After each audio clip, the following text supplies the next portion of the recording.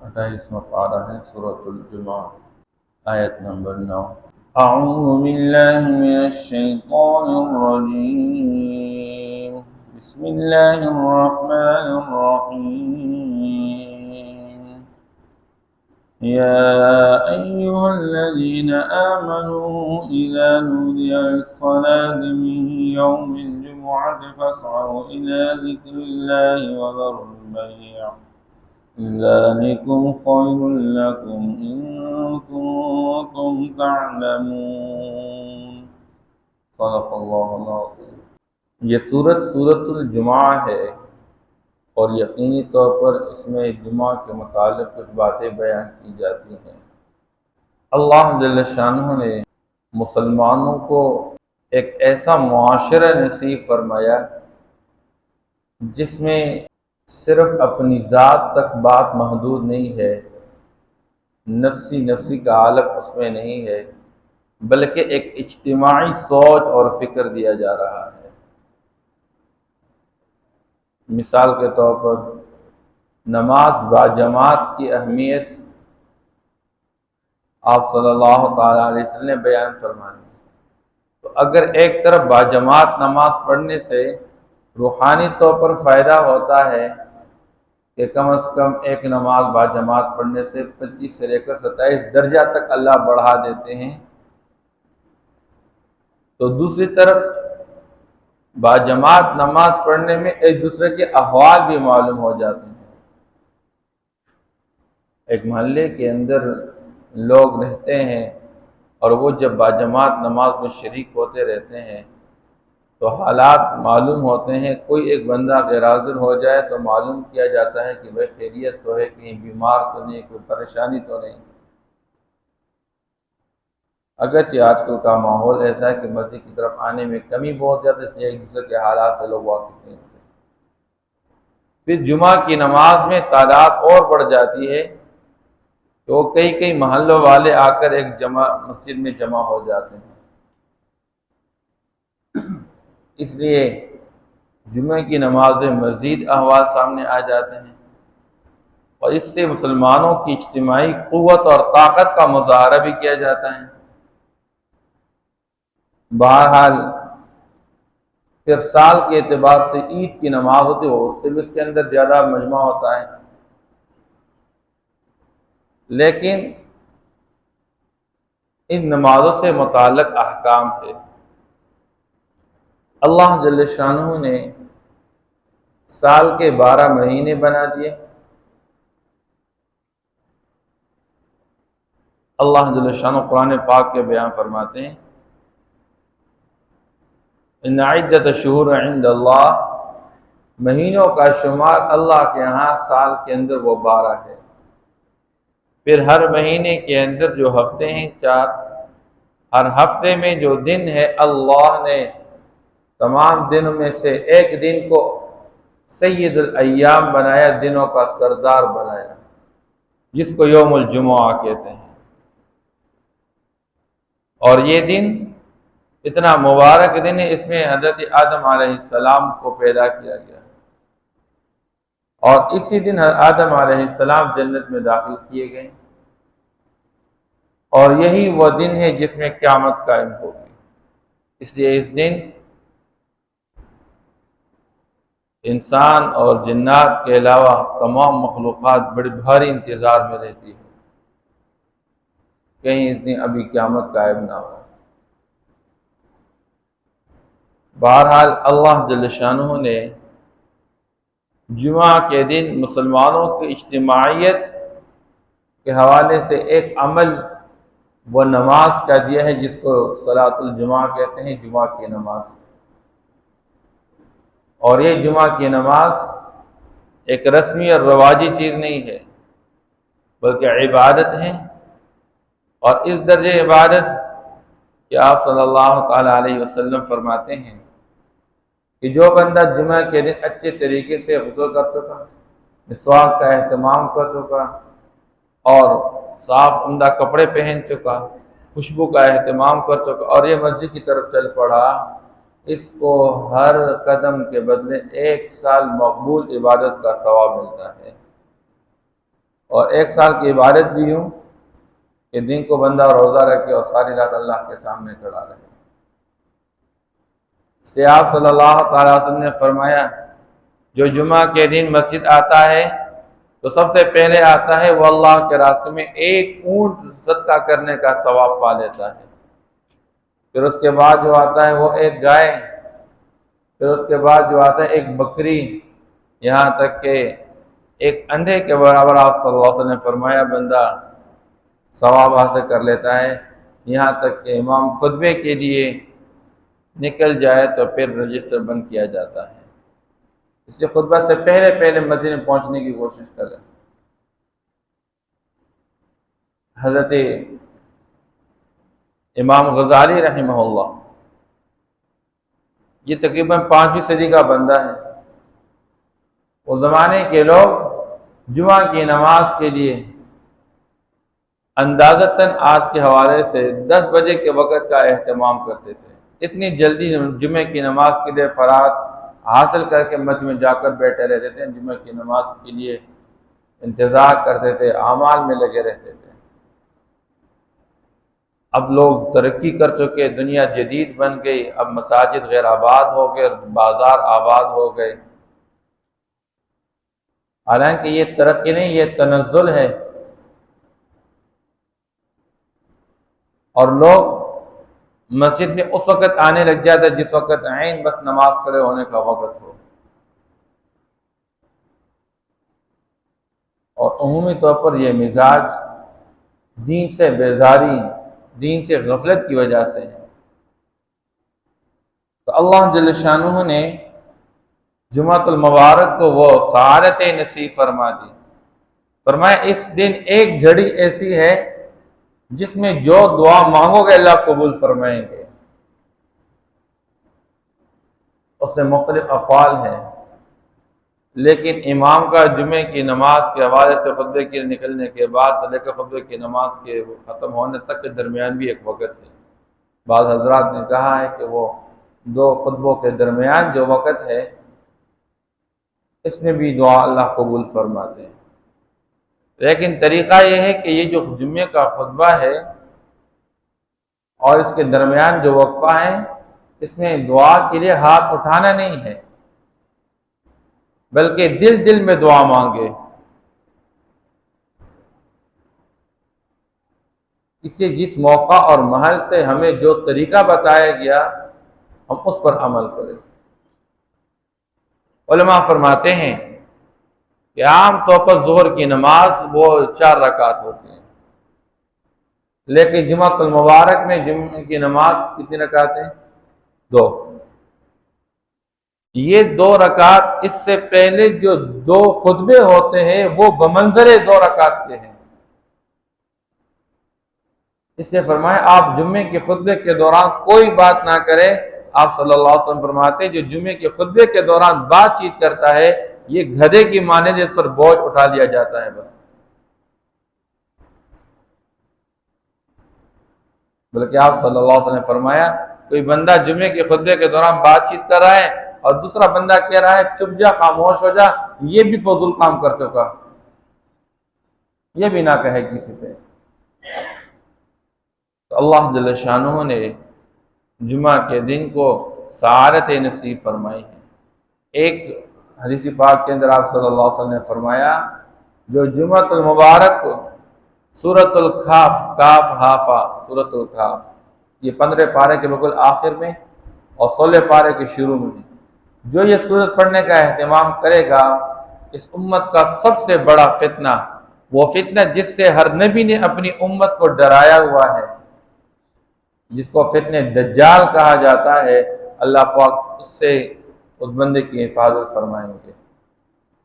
اس سے ممکن ہو پوری سورت پڑھ لے، اگر وقت کی تنگی ہو تو ابتدائی 10 آیات اور آخری 10 آیات کے پڑھنے کا اہتمام کرے، اور اللہ جل شانہ اس کی برکت سے پورے ہفتے کو نور سے بھر دیں گے۔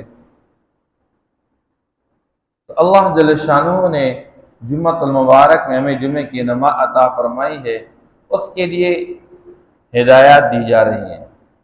یا ایھا الذین آمنوا، اے ایمان والو، اذا نودی للصلاۃ من یوم الجمعۃ، جب اذان دی جائے، پکارا جائے، آپ کو بلایا جائے جمعہ کے دن جمعہ کی نماز کے لیے، فاسعوا الی ذکر اللہ وذروا البیع، تو پھر آپ کوشش کر لے اللہ کے ذکر کے لیے، اللہ کو یاد کرنے کی کوشش کر لے، پھر بقیہ کوشش ختم، وذروا البیع، اور خرید و فروخت چھوڑ دیجئے۔ یعنی آپ کی جتنی مصروفیات جمعہ کے دن ہوتی ہے، جمعہ کی اذان کے ساتھ وہ تمام مصروفیات ختم، اب سارے کی ساری مصروفیت وہ اللہ کے ذکر میں۔ یہ تب ہوگا جب بندہ پہلے سے تیاری کر ہو چکا ہوگا، یہ نہیں کہ اذان کے بعد تیاری شروع ہو جائے، اذان سے پہلے تیاری کر لینا، اذان کے بعد تو بس اللہ کے ذکر میں لگے رہنا۔ عام نمازوں میں ایک اذان ہوتی ہے اور جمعہ کے دن 2 اذان ہوتی ہیں۔ یہ دوسری اذان جو شروع ہوئی ہے، یہ حضرت عثمان رضی اللہ عنہ کے دور سے شروع ہوئی ہے، پہلے یہ اذان نہیں تھی۔ اور حضرت عثمان رضی اللہ عنہ کے زمانے میں آبادی بڑھ گئی تھی، اس لیے ایک مرتبہ اذان دینے کے بعد لوگوں کو پتہ چلتا کہ جمعہ کا وقت ہو چکا ہے، پھر دوسری اذان جب امام صاحب خطبہ دیتے اس سے پہلے دی جاتی۔ اس لیے علماء کی رائے یہ ہے، بہتر یہ ہے کہ پہلی اذان کے بعد بس بندہ نمازی کی طرف متوجہ ہو، اور دوسری اذان کے بعد تو کسی اور چیز میں لگنا ہی نہیں ہے۔ علماء فرماتے ہیں کہ جمعہ کے دن دوسری اذان کے بعد کوئی خرید و فروخت کرے گا، یہ بیچنا اور خریدنا یہ فاسد ہوگا۔ اس لیے جمعہ کے دن اذان دی جاتی ہے، اذان بھی ضروری ہے۔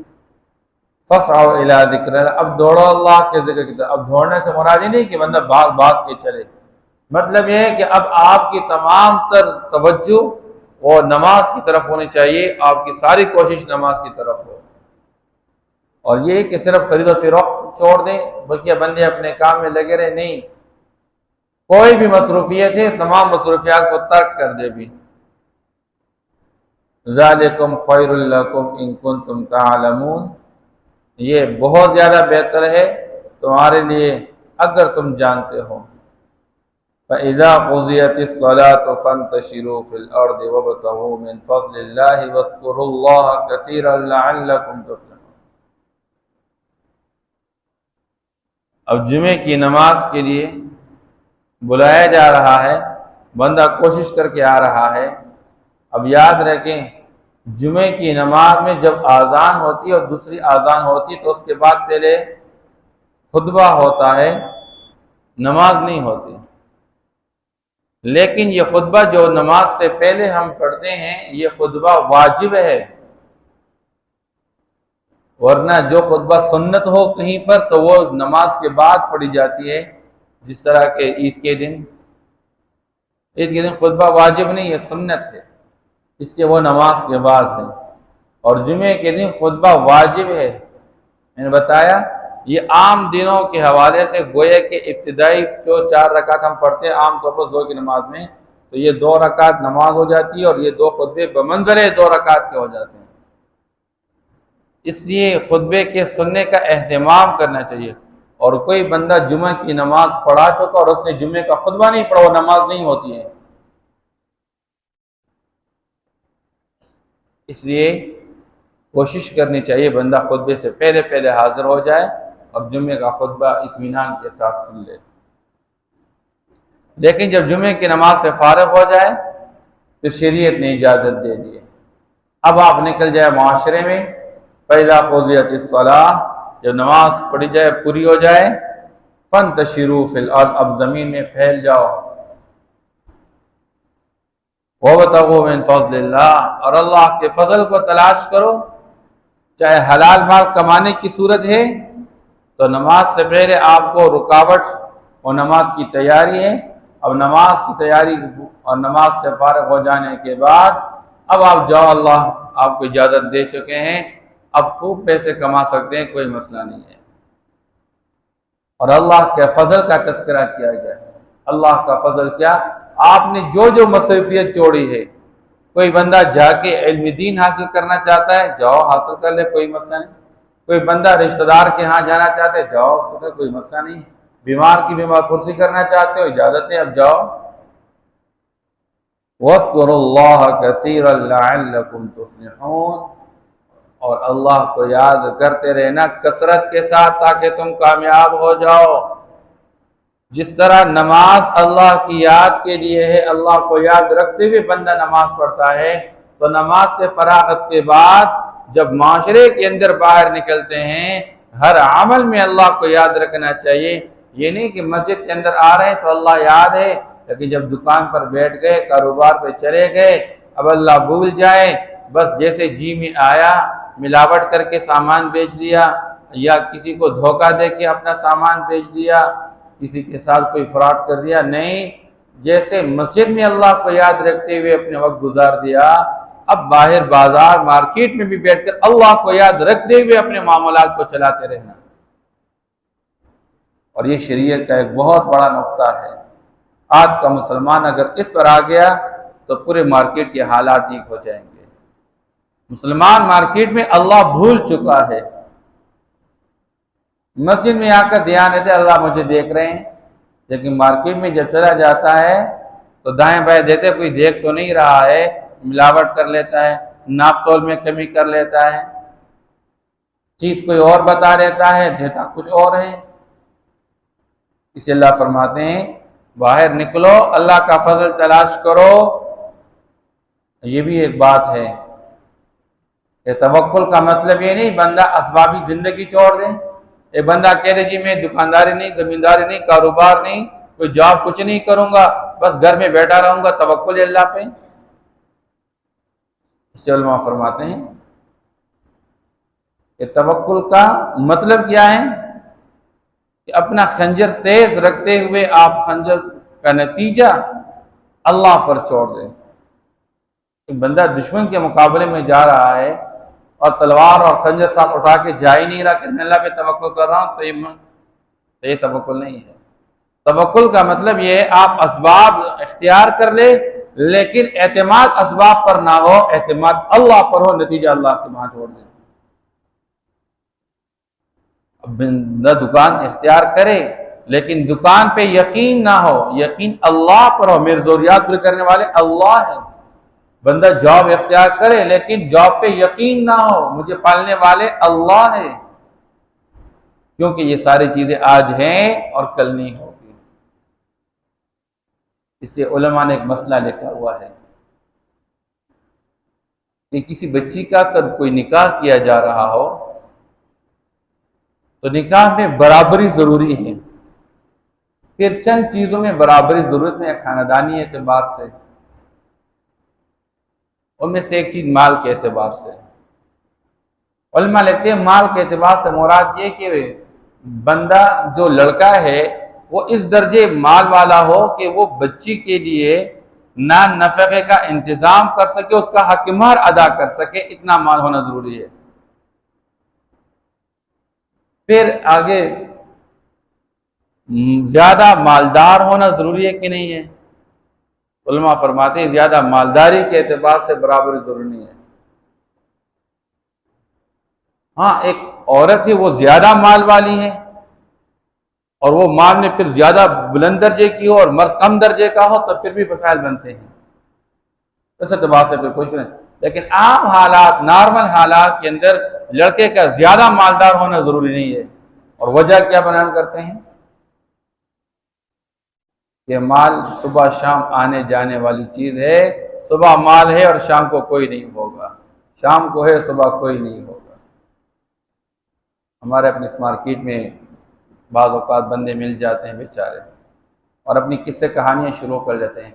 کوئی کروڑوں سے آ کے ہزاروں میں پھنس جاتا ہے اور کوئی ہزاروں سے اٹھ کے کروڑوں میں اللہ پاک اس کو لے جاتے ہیں۔